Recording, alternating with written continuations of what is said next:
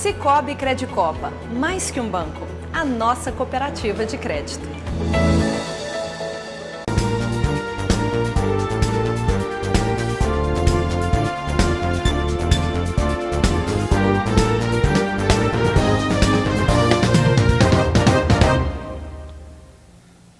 Olá, muito boa noite para você. Vereadores aprovam xepa de vacina em Patos de Minas. Se sobrar doses em frascos, cadastrados com mais de 18 anos podem ser convocados. Gestantes e puérperas só devem receber vacinas Pfizer ou Coronavac e o Ministério da Saúde não recomenda intercambiabilidade de doses. Patos de Minas volta a confirmar mortes em decorrência da Covid-19 e mais 3 são registrados no boletim desta quinta-feira. Torcedor liberado para ir aos estádios pelo Minas Consciente. Na Onda Verde não há limitação de pessoas, mas cuidados têm que ser mantidos. A frustração de quem aguarda doador de medula óssea com restrição de horário de cadastramento em Patos de Minas. O desespero da filha que luta para conseguir vaga para o pai fazer cirurgia de urgência. Aulas presenciais na rede municipal de ensino estão mantidas para agosto. As escolas ainda não estão prontas. E mais. Pai é esfaqueado pelo próprio filho no bairro Cristo Redentor.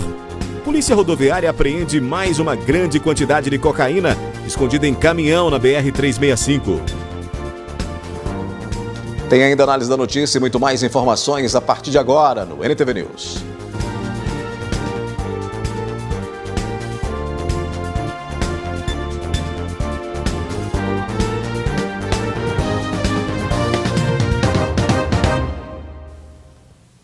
A Polícia Civil iniciou nesta quinta-feira um mutirão de vistoria para transferência de veículos.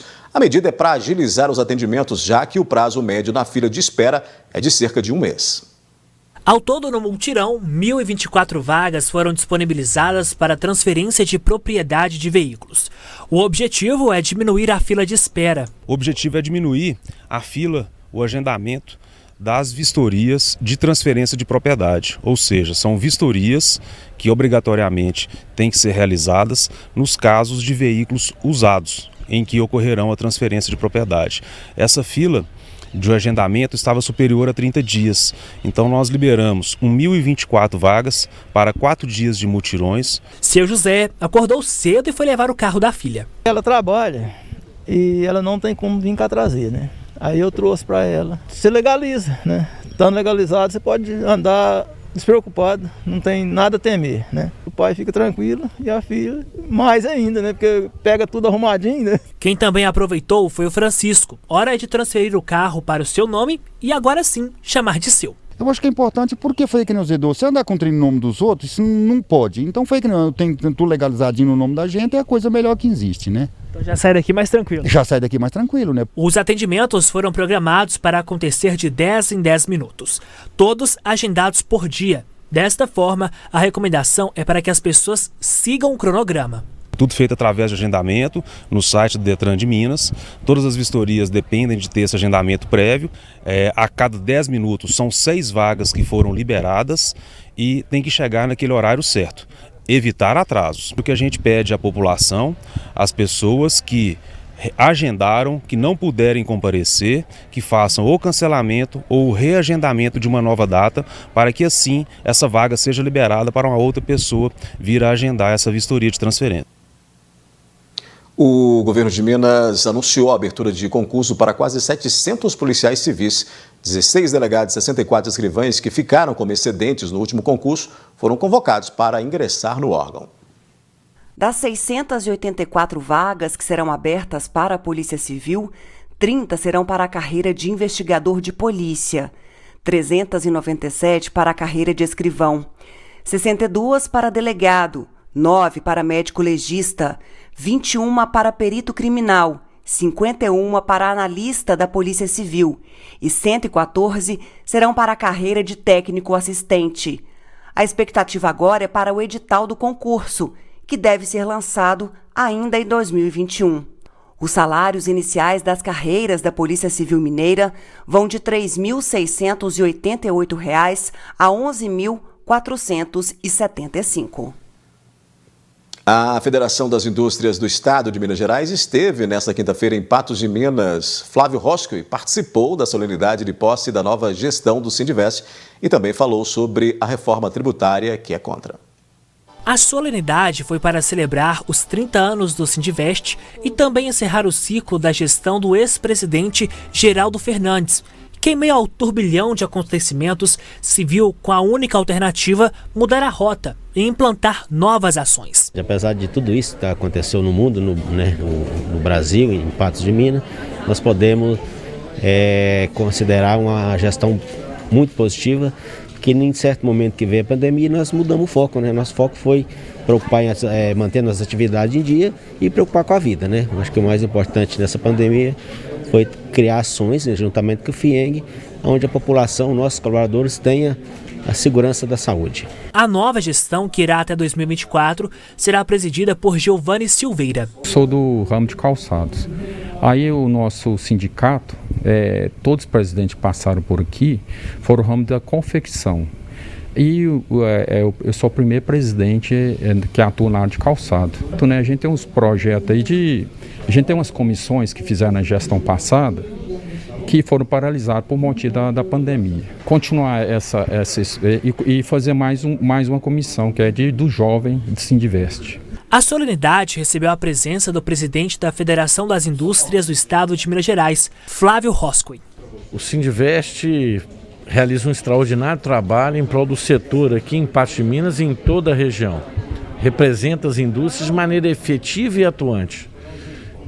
Eu, como presidente da FIENG, não poderia não estar presente nesse momento de celebração, de reconhecimento de todos aqueles líderes que contribuíram de maneira voluntária para o desenvolvimento de Patos de Minas e desse importante setor econômico. Para Patos de Minas, a previsão de novos projetos no setor. Aproveito a oportunidade para reunir com os empresários, reunir com os líderes políticos, com o prefeito e fazer e traçar estratégias juntamente com a comunidade industrial para que a gente possa continuar desenvolvendo. Quanto a ações do governo federal, Flávio se diz contra a proposta de reforma tributária e espera que o plano seja revisto. Tem várias ações muito positivas. Nós estamos prevendo um crescimento para o estado de Minas Gerais no segmento industrial de quase 7% esse ano. É um crescimento bastante significativo. A FIENG vem desenvolvendo várias ações junto ao governo do estado de melhoria do ambiente de negócio, junto ao governo federal. Então, nesse momento, há sim uma série de expectativas com a reforma tributária. Nos posicionamos de maneira contrária à atual proposta de reforma tributária apresentada pelo governo federal. Então, nós temos aí um período efervescente de transformação no Brasil. A gente entende que é a hora de melhorar o ambiente de negócio. Muito já vem sendo feito, tanto na esfera federal quanto estadual, mas ainda é necessário um engajamento para que avancemos mais. A seguir aqui no News, Redicop faz campanha e voluntários fazem doações. A Redicop conseguiu 900 doadores de sangue e aulas presenciais na rede municipal de ensino estão mantidas para agosto, mas escolas ainda não estão prontas em Patos de Minas. A gente tem mostrado em nossos jornais os constantes pedidos de socorro do Hemocentro de Patos de Minas com baixa de estoque de sangue, mas agora ganhou reforço. Após campanha promovida pela Redicop, mais de 900 voluntários fizeram doações em Patos de Minas. Desde o início do ano, a Redicop, consórcio que inclui 13 cooperativas de Patos de Minas, vem realizando ações a fim de ajudar quem mais precisa. Na primeira ação, realizada em março, mais de 22 toneladas de produtos de limpeza e de higiene foram doadas a instituições da cidade. Se nós vimos, até a nós nos surpreendeu a resposta que a sociedade nos dá na nossa campanha, porque nós vemos a credibilidade que as cooperativas têm na sociedade. Então, aonde que eu falo? Com a junção de todas, facilitou as campanhas, são mais pessoas trabalhando, menos esforço para uma cooperativa em si e mais resultado ao final. E é isso que nós vimos aí nas duas primeiras campanhas que nós já fizemos este ano, que foi, nos surpreendeu receber mais de 22 toneladas de material de higiene no início do ano. A segunda ação envolveu o Hemonúcleo de Patos de Minas. O mês de junho é o mês do doador de sangue e é uma data em que os estoques estão sempre em baixa.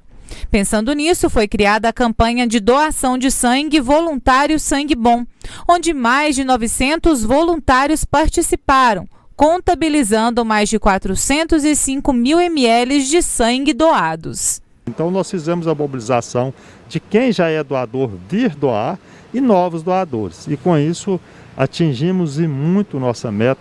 Nos surpreendeu a quantidade de doadores. É mais uma vez agradecer à Sociedade de Patos, a imprensa que divulgou, que se não fosse a imprensa poucos saberiam dessa campanha e da necessidade, da importância que ela tinha da necessidade do Hemominas. A iniciativa trouxe alívio para o Hemocentro, que vem ao longo dos últimos anos realizando campanhas para atrair doadores.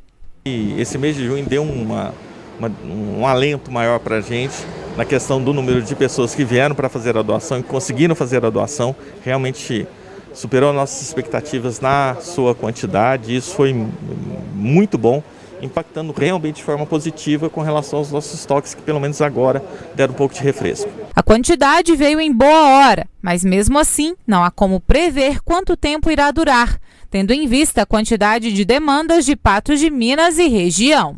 Bom, é difícil de dizer nessa questão, né? Dependendo da questão, não só daqui da cidade como da região. Um dia pode ter um consumo muito grande, né? Ou podemos passar uma semana com uma situação um pouco mais controlada.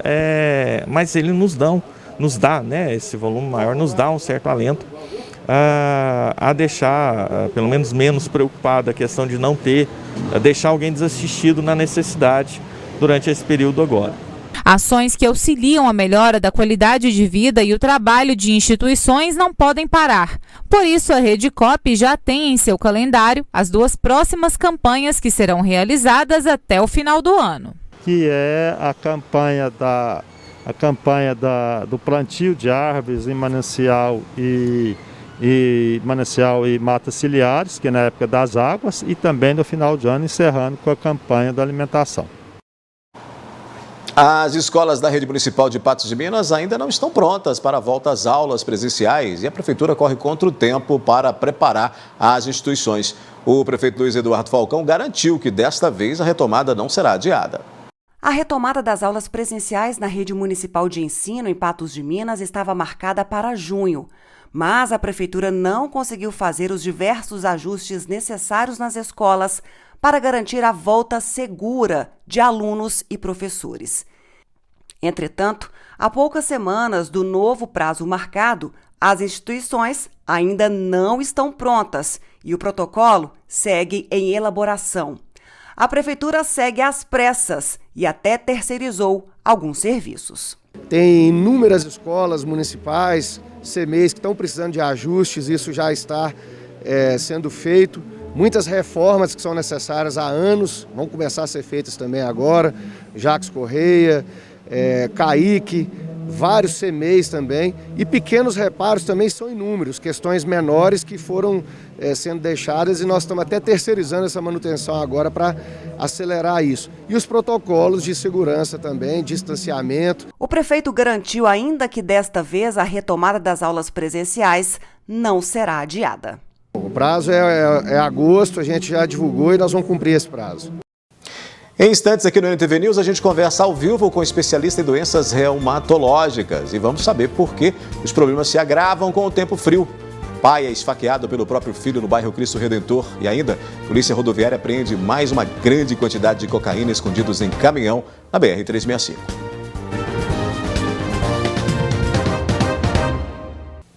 Agora nós vamos falar sobre a importância do cuidado com o sistema circulatório no inverno. É que o frio funciona como um fator desencadeante para a doença arterial periférica, também conhecida como a falta de circulação.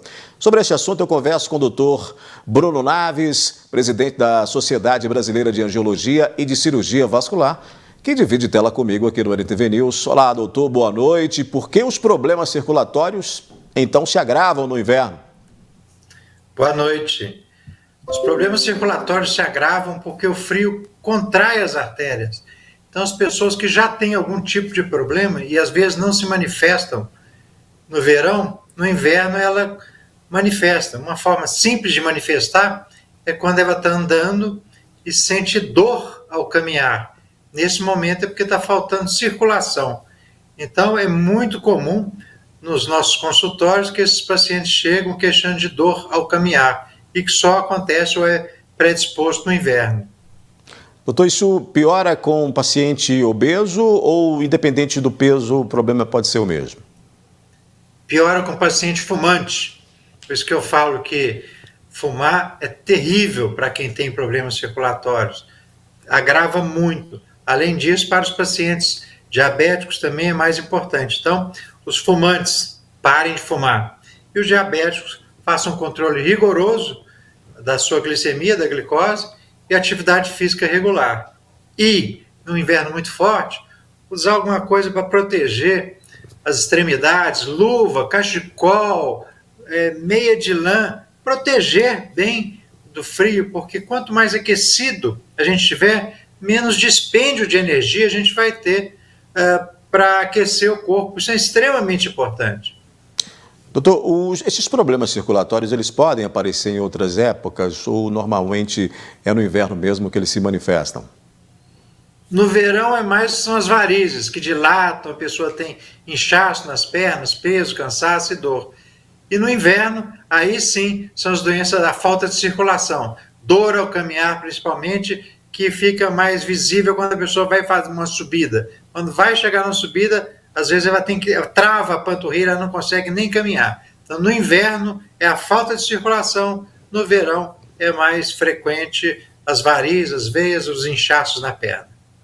Então, para quem está em casa entender, as orientações principais para evitar o desconforto desses problemas no inverno seriam quais? Pare de fumar hoje. É a primeira coisa. Se você ainda fuma, está num bom momento para parar de fumar. Não bastasse o Covid e tudo que a gente tem visto por aí, pare hoje de fumar. Segunda coisa, cuide bem da sua alimentação. Evite alimentos gordurosos, principalmente gordura de origem animal, carboidrato branco, farinha branca, açúcar e sal. Ou seja, comer verdura, legume, fruta à vontade. E terceiro, fazer uma atividade física regular. Quanto mais a gente se exercitar, caminhar, fazer alguma atividade aeróbica, natação, bicicleta, melhor será a nossa circulação. E especificamente, para o inverno, procurar se aquecer bem, não se expor demais, usar recursos como meia de lã, cachecol, luva, boné, enfim, não deixar o frio judiar da gente, não. Doutor, o senhor falou aí dos métodos preventivos, né, para essas doenças circulatórias, mas e aí, o que a gente pode dizer para o tratamento, para quem já está com esse problema? Primeira coisa é procurar um médico vascular e fazer o diagnóstico correto. Onde que está acontecendo o problema? A partir daí a gente tem medicações, tem atitudes, e a principal atitude é exatamente o caminhar. Quanto mais a gente caminha, mais a gente vai estar criando uma nova circulação e, eventualmente, a necessidade de procedimentos cirúrgicos. A gente chama de angioplastia, ou mesmo cirurgia aberta, para resolver problemas quando fecha demais a artéria. Muito bem, doutor Bruno, muito obrigado por sua participação aqui. Volte sempre ao NTV News com ótimas informações e dicas especiais de saúde, viu? Obrigado a você pela oportunidade. Eu costumo falar, cuide bem de você e de sua saúde vascular. Obrigado, doutor. A gente segue com o NTV News. Um homem de 45 anos foi esfaqueado pelo próprio filho na tarde desta quinta-feira no bairro Cristo Redentor. O adolescente de 14 anos é esquizofrênico e teve que ser sedado durante a ocorrência. O esfaqueamento ocorreu na Rua Espírito Santo, no bairro Cristo Redentor, por volta das 14 horas. O pai do rapaz tentou se defender de uma facada desferida pelo filho, que sofre de problemas mentais e toma remédios controlados. Na realidade, nós fomos solicitados via transeuntes que haviam avistado um indivíduo correndo atrás do outro com uma faca nas mãos. Logo mais chegou a notícia de que era o filho que estava tentando contra o pai. Posterior, o pai já chegou aqui na base móvel da Polícia Militar pedindo socorro com a mão ensanguentada, informando-nos que o filho dele, que possui problemas mentais, é inimputável, inclusive, enlouqueceu e teria atentado contra ele com uma faca e, temendo algo pior, ele colocou a mão na frente, sendo a mão transfixada. Diante das informações, nós deslocamos, conseguimos abordar o menor. Ele estava perceptivelmente alucinado. Momento então que nós contemos ele, trouxemos também aqui para a base para fim de esclarecimento dos fatos e com o apoio do SAMU aí, as partes foram medicadas e encaminhadas para a UPA. A faca utilizada no crime não foi localizada, porém o celular foi apreendido em posse do menor. O adolescente foi mantido no camburão de uma viatura da Polícia Militar até a chegada de uma unidade do SAMU Alfa, que o sedou para que ele pudesse receber atendimento médico.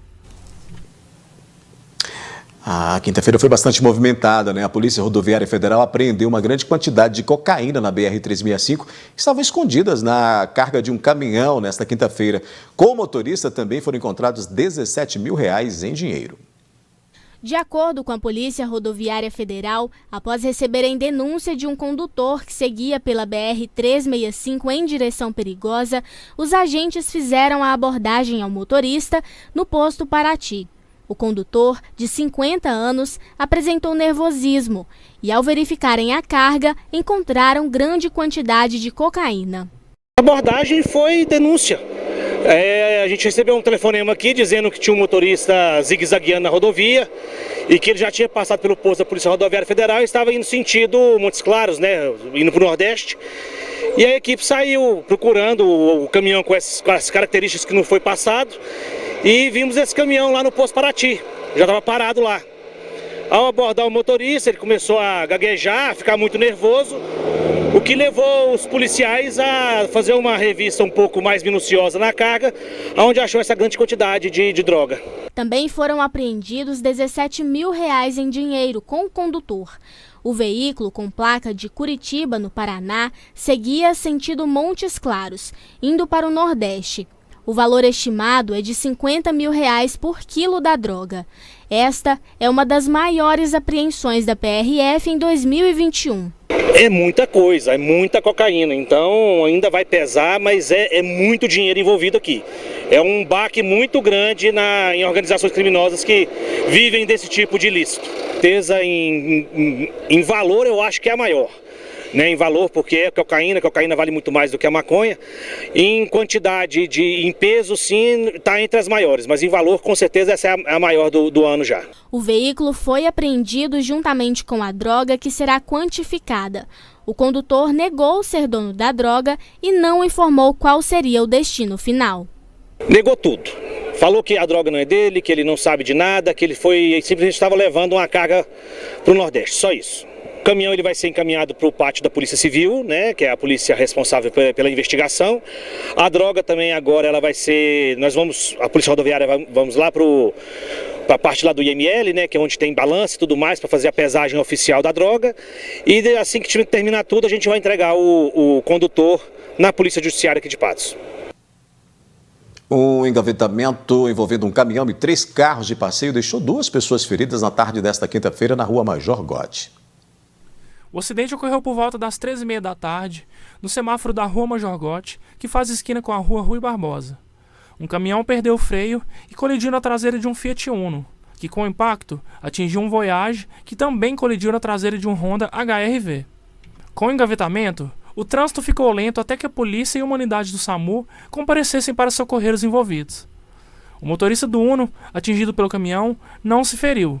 Entretanto, uma passageira feriu os joelhos e cortou a boca. E um outro ocupante do veículo também foi socorrido e se queixava de dores na cabeça e na lombar. Os demais envolvidos não se feriram.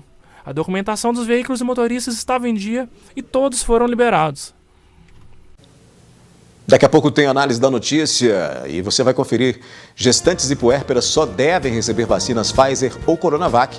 Patos de Minas volta a confirmar mortes em decorrência da Covid-19 e mais 3 óbitos são registrados no boletim desta quinta-feira.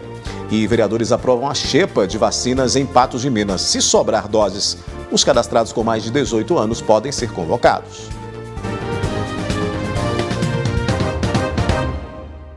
Depois de semanas de estagnação, houve mudanças no mapa do Minas Consciente pelo Comitê Extraordinário Covid-19.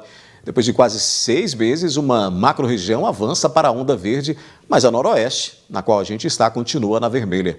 O governo do estado também prevê que a imunização de adultos com pelo menos uma dose ocorra até setembro e não haja limite para torcedores em estádios para cidades na onda verde. A taxa de incidência da Covid-19 em Minas Gerais caiu 29% na última semana, de acordo com o governo do estado. Com melhoras nos indicadores, as cores do mapa do Minas Consciente mudaram. Desde janeiro, uma macro-região não avançava para a onda verde, mas agora a Vale do Aço está na fase mais flexível do plano.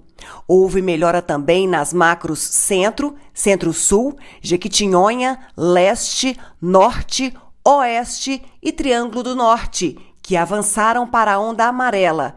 5 seguem na vermelha, entre elas a Noroeste, mas nenhuma em cenário desfavorável.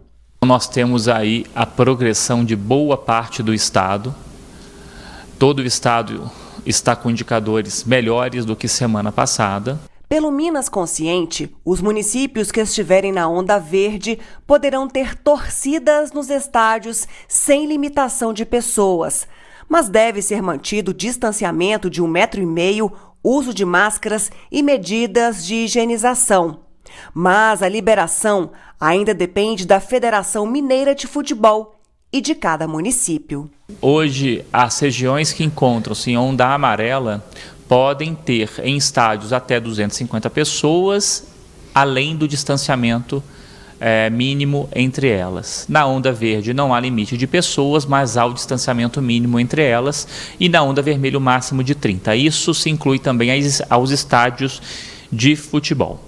O governo também antecipou em 1 mês a previsão de imunização da população adulta com o adiantamento de entrega de vacinas pelo Ministério da Saúde. Todos os mineiros com mais de 18 anos devem receber pelo menos a primeira dose até setembro, mas o andamento da vacinação varia entre as cidades. Anteriormente, a gente terminaria a vacinação de todo mineiro adulto até 18 anos em outubro, e dessa forma a gente conseguirá adiantar a vacinação. Então, de 40 a 54 anos, a vacinação se inicia ainda em julho, já é uma realidade.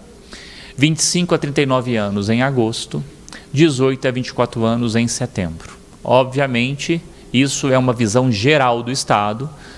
Haverá municípios que conseguirá avançar um pouco mais rápido e outros um pouco mais devagar. As doses que vêm do Ministério da Saúde vêm carimbadas por grupo. Então isso faz com que haja essa forma heterogênea.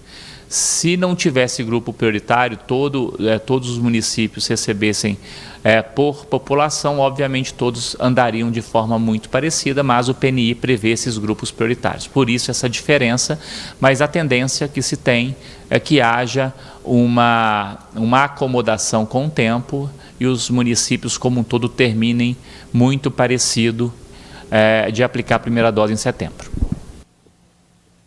Destaque que abre a nossa análise da notícia de hoje, quando a gente comenta os principais assuntos do dia em Patos de Minas e, claro, em todo o estado, no Brasil e até no mundo também. A gente faz os comentários aqui, evidentemente, onde o jornalismo pautar. Para a gente começar essa análise da notícia, trazendo aí essas mudanças do Minas Consciente. Divide tela comigo a jornalista Ludmila Bahia, para que a gente trate desse assunto. Boa noite, Ludmila. Tivemos aí um clareamento ou um mapa mais amarelo de Minas Gerais, considerando assim, uma vez que a gente tem mais mudanças nesse mapa, inclusive depois de muito tempo, de meses, temos uma macro-região aí em verde. Oi, Odair, como vai? Boa noite para você, boa noite a todos que acompanham o NTV News. Agora a gente tem a análise da notícia, justamente para comentar alguns fatos que marcam o dia. E esse é um deles, a mudança no mapa do Minas Consciente, mas deu para perceber que, apesar da redução geral nos casos do estado, na macro-região noroeste, bem como as demais que continuam na onda vermelha, houve uma estabilidade ou um aumento, porque quando a gente tem aí essa redução geral, é uma média do estado. Mas só que a macro noroeste, que já vem de semanas estacionada na onda vermelha, prossegue. Mas fato que o governo lida com uma situação mais confortável com relação à pressão por leitos hospitalares, que também diminuiu. há essa novidade aí que aquela questão também de presença e limitação de pessoas em estabelecimentos passa a valer para estádios de futebol. Então, aquelas macro-regiões que estão na onda verde, ou mesmo na amarela, ou mesmo na vermelha, podem ter torcedores, mas obedecendo, no caso da amarela e da vermelha, o limite de pessoas por metro quadrado, né? E, no caso da verde, não tem limite de pessoas. Mas ficou claro aí que vai depender também da FMF, da aprovação de cada município, para que isso aconteça de forma ordenada. Outra questão que a gente viu nesta manhã de quinta-feira, o governador Romeu Zema anunciando aí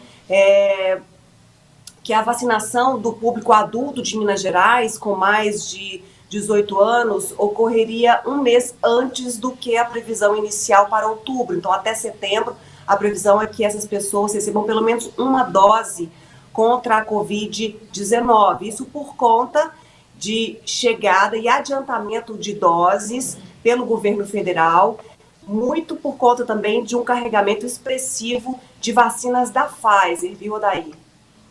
E aí nós temos um otimismo por parte do governo, Ludmila, ou a gente pode entender que é justamente por causa dos quantitativos que o governo já entende que chegará e que poderá manter aí essa previsão?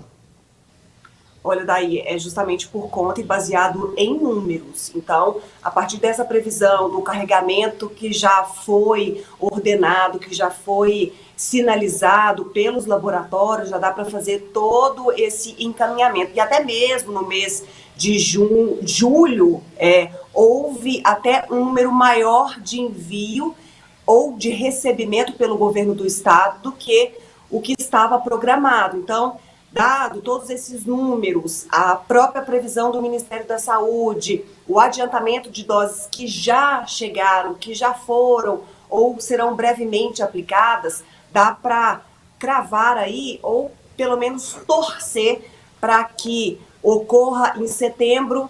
E por falar em torcida, por que não antecipar esse tempo ainda mais? É o que a gente espera. Aqui em Patos de Minas, a minha faixa etária, por exemplo, estava prevista para agosto, né? Então já vamos ter, então nesse fim de semana, a minha faixa etária já vacinando. Ou seja, esse parâmetro acaba sendo realmente antecipado.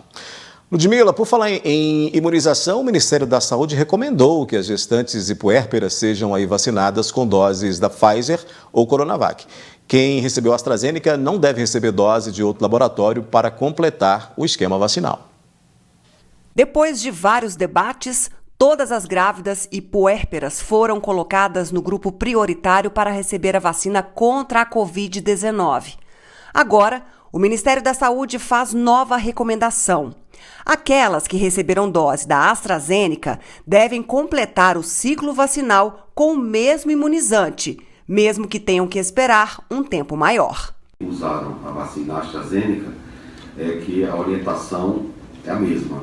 Após o puerpério, fazer a imunização com o mesmo imunizante, com a vacina AstraZeneca, e com isso completar a imunização. Nós sabemos que uma dose da vacina AstraZeneca já protege bem, de tal sorte que essas que tomaram a vacina AstraZeneca já têm uma proteção, e a vigilância em relação às que tomaram a AstraZeneca, ela é reforçada para monitorar a possibilidade de eventos tardios, que, embora raros, podem acontecer. Outro ponto é em relação à intercambiabilidade de vacinas nas gestantes. Não é recomendado. Não há evidência científica acerca de intercambiabilidade de vacinas na gestante. Portanto, vamos manter a orientação do Programa Nacional de Imunização. As doses da Janssen e AstraZeneca não devem ser aplicadas em gestantes ou puérperas. Imunizantes que podem ser usados nas gestantes são a vacina da Pfizer e a vacina Coronavac. A grande maioria hoje são vacinadas com a vacina Pfizer. Há uma quantidade muito boa desse imunizante no Programa Nacional de Imunização. Brasil, a vacina da Janssen, que passou a ser disponibilizada também no Programa Nacional de Imunização. O mecanismo de ação é o mesmo da vacina da AstraZeneca, é o vetor viral recombinante, portanto a vacina da AstraZeneca, da Janssen, também não é recomendada na gestação. A vacinação de grávidas e puérperas contra a Covid-19 é importante. Diante o índice de mortalidade provocada pelo vírus será ainda maior entre esse grupo de mulheres. A pandemia de Covid, ela afetou principalmente com a nova variante as grávidas. As grávidas, elas têm um curso, tanto que a letalidade em grávida está em mais ou menos no Brasil de 10%, e na população geral menor que 2%. Então, quando a gente avalia o custo-benefício, não há nenhuma discussão de que é muito favorável o uso da vacina nas grávidas de forma geral. E são medidas e orientações que precisam ser implementadas diante dos números, das constatações obtidas aí, né, por meio da ciência e também, evidentemente, levada ao Ministério da Saúde, que dessa maneira acaba fazendo então essas recomendações.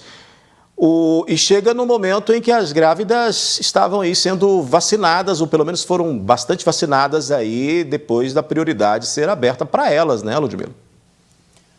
Olha, daí foi um desencontro muito grande e muitos debates em torno aí da necessidade de vacinação, mas quando pesou-se o custo-benefício, conforme a gente viu um especialista da pasta dizendo aí, precisou-se que as gestantes, independente se tivessem comorbidades ou não, têm que ser vacinadas como grupo prioritário.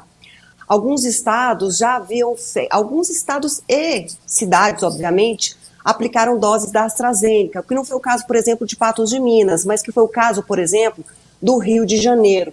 E por lá, o prefeito havia dito que as gestantes que haviam recebido doses da AstraZeneca, por exemplo, receberiam da Pfizer neste momento para completar, então, a dose de reforço para que pudesse ficar imunizada contra a Covid-19. Entretanto, o ministro da Saúde hoje enfatizou, olha, não pode ter isso porque a gente não tem estudo do que acontece quando você recebe um tipo de vacina que tem uma tecnologia com outra que tem uma outra. Então, a gente tem aí Janssen e a Pfizer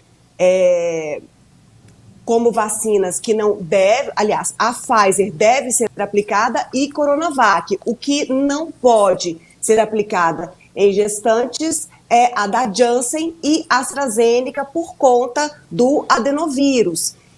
E ficou muito claro isso hoje, ou não dada a alternativa para que os governadores ou prefeitos apliquem doses diferentes, mas que as gestantes ou puérperas esperem um tempo maior para que tomem a mesma dose que foi da primeira. Então, daí, o recado está claro aí justamente para que tenha a garantia de que não vai haver nenhum tipo de intercorrência.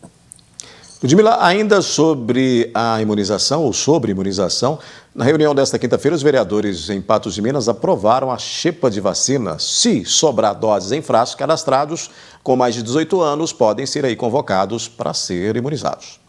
Um projeto de lei que busca regulamentar o uso das sobras de vacinas contra a Covid-19 foi aprovado por 14 votos durante a Assembleia dos Vereadores. A xepa da vacina é de autoria do vereador Cabo Batista, que espera que os frascos dos imunizantes abertos sejam utilizados até o fim do dia seguinte para pessoas com mais de 18 anos que se cadastrarem para uma fila de espera. Esse projeto nosso aí que foi aprovado, nós fizemos primeiro para regulamentar, porque não existe um projeto que regulamenta a sobra, né? Quer dizer, a xepa, né? Nós sabemos que cada frasco tem a sua validade, tem a sua quantidade do tempo, então, para que evita a perca, né? A lei, que agora precisa ser sancionada pelo prefeito Luiz Eduardo Falcão, irá chamar os inscritos pela ordem da fila de espera. Os convocados terão até 15 minutos para comparecer no posto de vacinação estipulado para garantir que irão receber o imunizante. Nós não estamos aqui, eu deixei bem claro, nós não estamos aqui, vamos dizer, suspeitando de ninguém, nós sabemos a idoneidade de cada um, da secretária, dos funcionários, mas simplesmente nosso projeto é para regulamentar. Nós demos lá, colocamos um prazo, né, de 15 minutos, mas eu acho que cabe à secretária estipular também, e aí pessoas acima de 18 anos. Então, com isso, a população que vai ganhar. Já existe, né, em São Paulo principalmente, e nosso projeto aqui é só para regulamentar mesmo. Eu acho que essa ideia, ela foi criada dentro do nosso gabinete, porque não existe um projeto sobre a xepa aqui, né? Então, é simplesmente isso. Nossa ideia aqui é que a população possa ser vacinada, né, mais rápido ainda. Em nota, a Secretaria Municipal de Saúde afirmou que já adotou estratégias para que não ocorra a sobra de vacinas ao término do dia, contando o número de pessoas em fila, se necessário, vacinando menos pessoas, utilizando vacinas com prazo de validade menor primeiramente e direcionando doses restantes de frascos abertos para grupos prioritários, como, por exemplo, as forças de segurança. Logo, até o momento, não seria necessária a elaboração de um esquema de xepa. A nossa ideia é só de regulamentar. Inclusive, eu conversei com a secretária, ela me falou que realmente não há perca, mas vamos dizer que sobre. Sobrando a vacina, ela tem, através do projeto, ela possa fazer o chamamento aí, né? Vamos dizer que o pessoal, o mesmo sistema que faça para vacinar, faça com a xepa também. Nós não queremos que desperdice. Ludmila, e essa regulamentação de uma possível xepa aí de vacinas em Patos de Minas, como avaliar essa medida tomada aí pelo Legislativo? Se há sobra, nada mais justo que aconteça isso aí. Mas parece que foi uma votação ou um projeto inócuo, porque, segundo a Secretaria Municipal de Saúde, já é feito todo esse controle para que não restem nenhuma dose naquele frasco aberto, daí. Então, não adiantou nada ir regulamentar uma coisa que não vai ser colocada em prática. Até porque, para que haja esse chamamento, é preciso de ter um cadastramento. Então, a gente tem aí um projeto aprovado, é interessante, sim, mas que não vai ser aplicado em Patos de Minas. Então, do que adiantou essa discussão se a própria secretaria disse que está tudo certo por lá? A menos que os vereadores, durante o exercício da sua função, tenham ido e fiscalizado que há sobra e essas estavam indo para o lixo. Aí, obviamente, é válida a discussão. Agora, se não, do que adiantou, né, os vereadores aí discutir essa questão? Vamos aos números. Eu estou percebendo que a Ludmila está com um pequeno problema na imagem. O áudio está tudo bem, mas a imagem está um pouco com dificuldades. Mas vamos aos números aí do boletim epidemiológico de hoje, Ludmila. Aqui em Patos de Minas, nesta quinta-feira, com 49 novos casos de Covid-19 em relação ao boletim de ontem. Total aí, portanto, de 15.328 casos, com 14.468 tratados até o momento. E nós tivemos aí confirmação de 3 óbitos, né, de uma mulher que ocorreu em 18 de junho e de 2 homens ocorridos na terça e quarta-feira, portanto, nos últimos 2 dias desta semana. E aí esses números que a gente considerava até então interessantes, não confortáveis, mas interessantes por não termos aí durante 3 dias eventos registrados de óbitos, agora nós já temos confirmações, Ludmila. Pois é, Odair, justamente em dias que a gente não esperava que houvesse, até porque estamos na quinta-feira e só hoje houve o registro essa semana de confirmações de óbitos que aconteceram também esta semana em Patos de Minas, infelizmente. E a gente tem aí mais casos ativos de Covid-19 no município, naquele número em constante oscilação. Hoje são 313 casos, mais pessoas internadas e mais pessoas também ocupando leitos de terapia intensiva.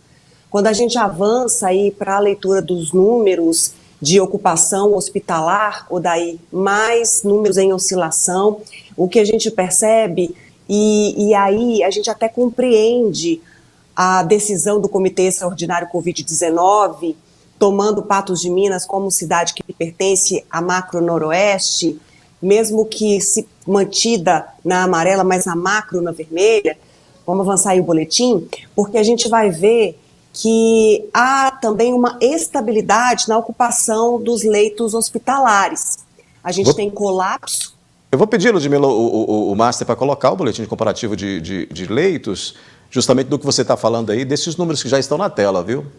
Exatamente. Bom, agora atenderam aí. Então a gente percebe aí, Odair, praticamente uma manutenção, né, da quantidade de pessoas internadas e aquilo que a gente não gostaria de ver no boletim, que é a manutenção do colapso para ocupação de leitos clínicos na rede privada, que se mantém há quanto tempo, com poucos dias de alívio, e aí a gente tem uma pequena redução para as demais vagas hospitalares de terapia intensiva, clínicos e de UTI na rede pública e rede privada. Então a gente tem aí uma estabilidade, mas ainda puxada para cima em Patos de Minas. Bom, a gente faz uma parada rápida aqui, Ludmila, depois destes números da Covid, mas em instantes a gente volta com mais análise da notícia.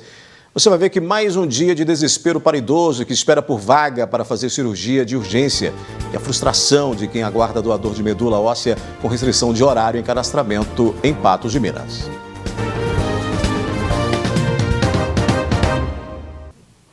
Mais um dia de frustração para o seu Lacerdino e a família. O idoso de 74 anos está internado na UPA aguardando vaga para fazer uma cirurgia de urgência para evitar que uma infecção na prótese colocada na perna se espalhe.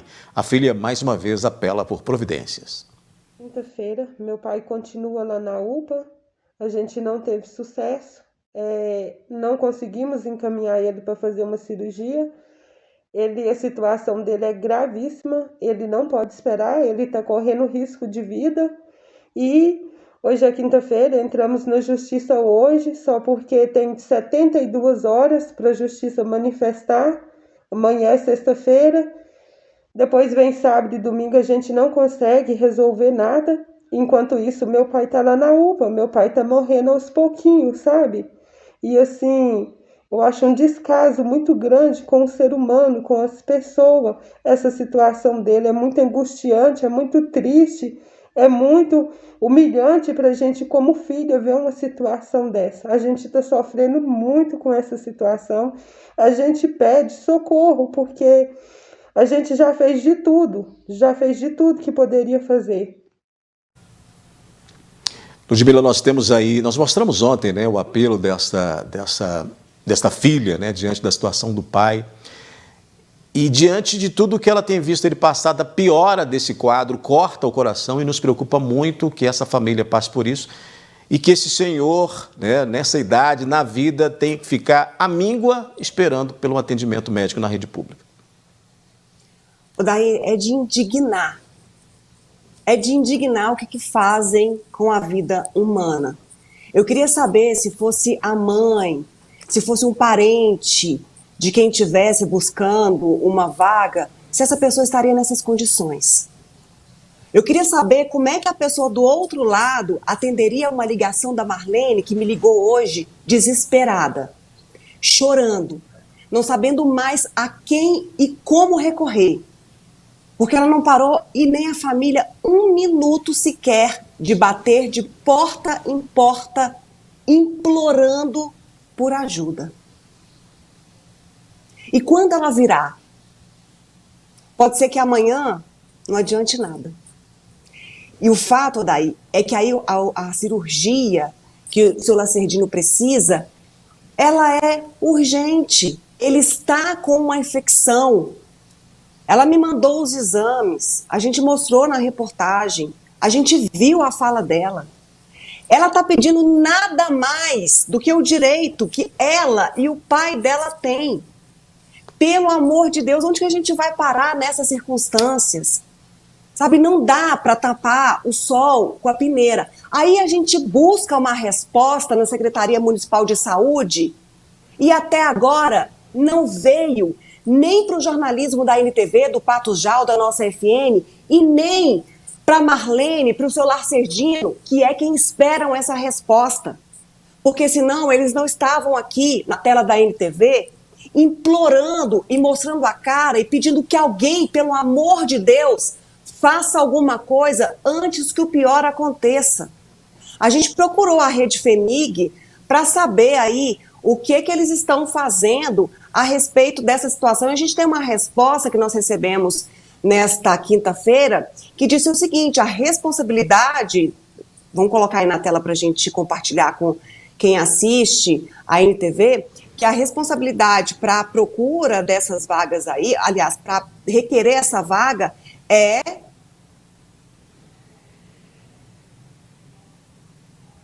depois, então, né, a Rede FEMIG vai atender a essa demanda do município. Tá claro ali, esses serviços são regulados pelos municípios que possuem contrato com a FEMIG, que é o caso de Patos de Minas. A gente sabe que o hospital regional não tem vaga, isso é claro. Mas a FEMIG falou, a gente não tem autonomia para buscar transferência ou procedimento. Prefeitura, e aí? A gente quer uma resposta. A Marlene quer uma resposta, o seu Lacerdino está lá. Basta ir lá ver a situação dele. A resposta é para ontem e a gente vai continuar cobrando até que tenhamos.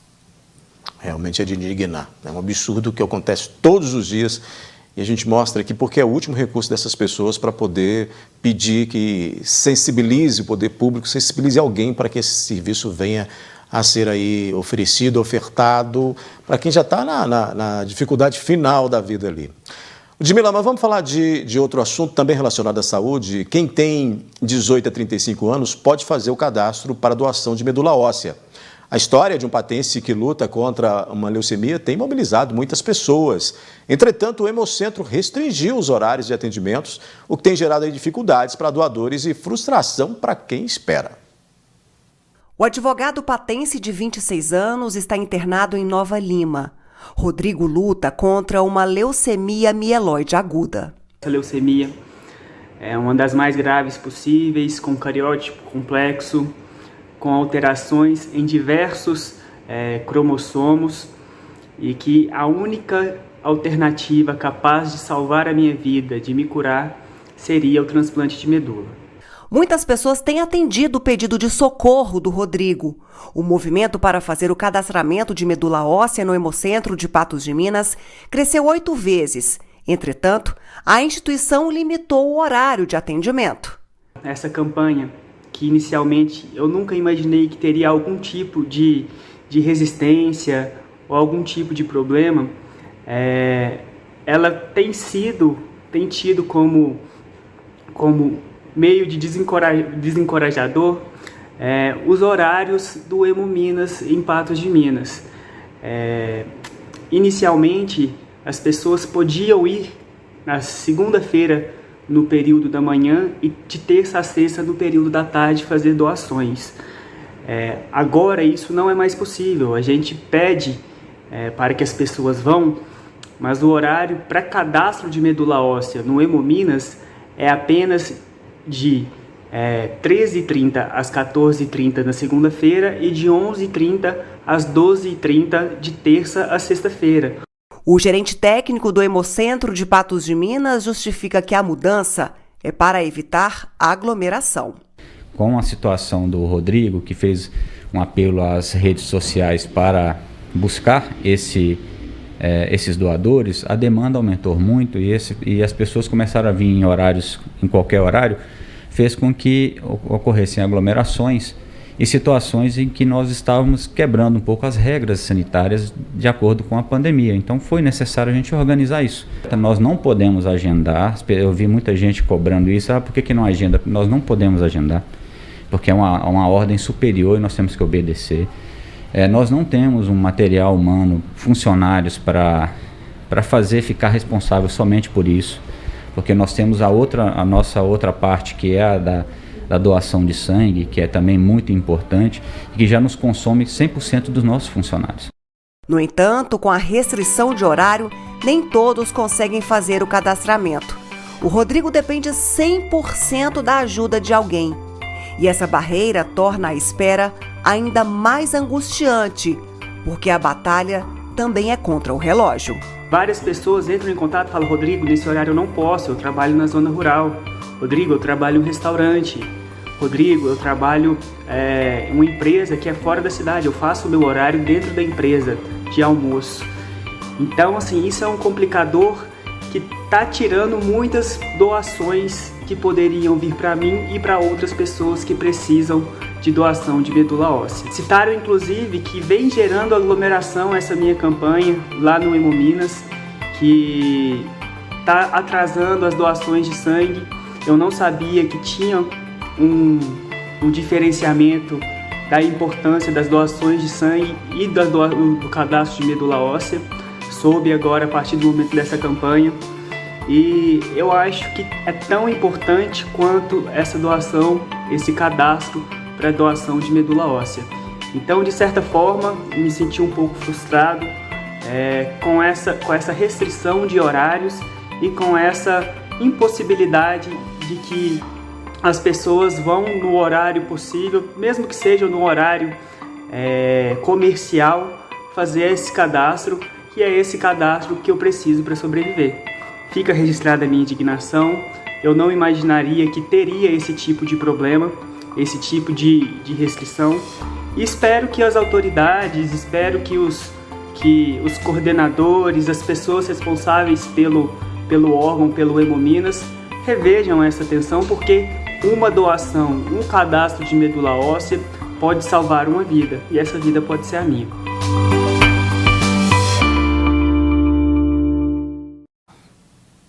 Reforçando então, Ludmila, os horários atuais estabelecidos aí pelo Hemocentro, às segundas-feiras, de 1h30 às 2h30 da tarde, e de terça a sexta-feira, de 11h30 ao 12h30. São os horários aí estabelecidos pelo Hemocentro, mas acaba frustrando realmente, né?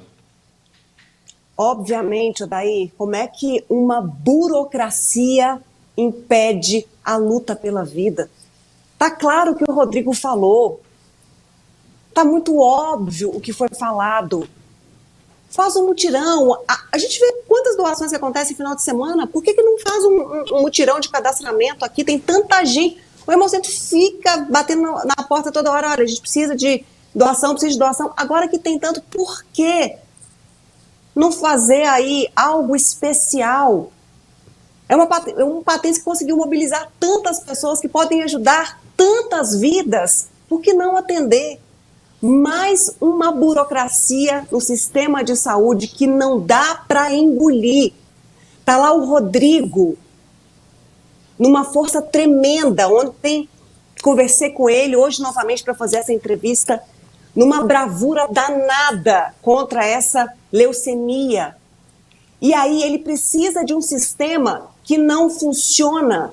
Não pode ser assim, não dá para ser assim. A ordem vem de cima, mas a base tem que comunicar lá em cima que está errado aqui embaixo. Que é preciso mudar, que é preciso fazer alguma coisa. Não alterou o horário? Então busque alternativa para atender as pessoas. É o mínimo que nós queremos, que nós precisamos de ouvir. E a gente espera que o Hemocentro reveja esses horários. Amanhã a gente vai entrar em contato, porque a unidade estava fechada, para saber se eles vão manter esses horários aí. Até porque a gente vai conversar com algumas pessoas que não têm tempo nessas janelas aí para fazer a doação, viu, Odair? Em vez de facilitar, burocratizou todo o negócio, o sistema para poder ajudar pessoas a salvar vidas. Ludmila, uma última notícia. A gente falou agora há pouco sobre a reunião da Câmara e o vereador Bartolomeu Ferreira, ele pediu vista do projeto de lei de autoria do Executivo Municipal que visa a notificação e liberação de terrenos abandonados ou inadimplentes no cemitério municipal Santa Cruz. Segundo o parlamentar, o tema precisa de argumentos sólidos e mais cobrança por parte da Prefeitura em relação às taxas dos títulos dos terrenos. Exatamente, é um assunto que não dá para votar goela abaixo, não é que a pessoa está inadimplente, às vezes ela nem sabe que está devendo alguma coisa, não foi nem notificada, e aí simplesmente perder algo que está escriturado. Está meio confusa essa história de uma forma assim, muito rápida para resolver um problema enorme que é a falta mesmo de vagas no cemitério municipal. Mas o prefeito disse, olha, a gente vai ampliar em breve, que não seja dessa forma aí. É um projeto que merece sim muitas discussões e desdobramentos a respeito. Ludmila, quinta-feira movimentada, muita informação e o jornalismo aqui cumprindo o nosso papel, né? A NTV, como sempre, com toda a cobertura dos fatos que aconteceram nessa quinta-feira, mas com essa a gente fecha a nossa análise de hoje. Muito mais coisa para falar, muito mais fatos aconteceram e marcaram esta quinta-feira, absolutamente, mas dessa forma a gente termina o nosso NTV News desta quinta-feira, mas amanhã a gente volta com mais informações. Muito obrigada a todos pela companhia, pela audiência. Saúde, força. Beijo. Tchau, tchau. Obrigado, Ludmila. Outras notícias você acessa o portal patujá.com.br. Amanhã a gente se encontra novamente às 7 da noite aqui no NTV News. Boa noite e até lá.